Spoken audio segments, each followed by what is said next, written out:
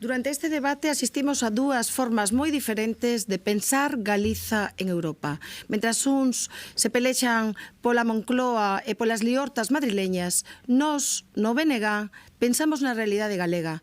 Unha realidade galega dos sectores productivos que queren producir e non lles deixan. Unha realidade galega dun problema demográfico que ninguén soluciona.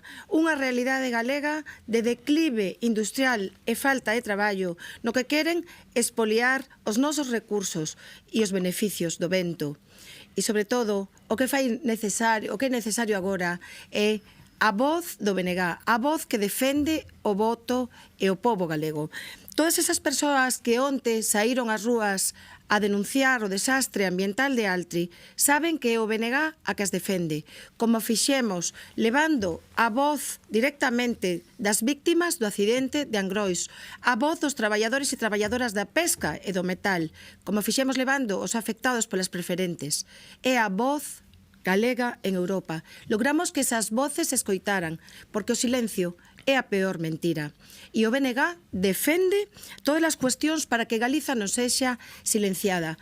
O 9 de xuño vota BNG para que Galiza teña voz propia en Europa, a voz do pobo galego.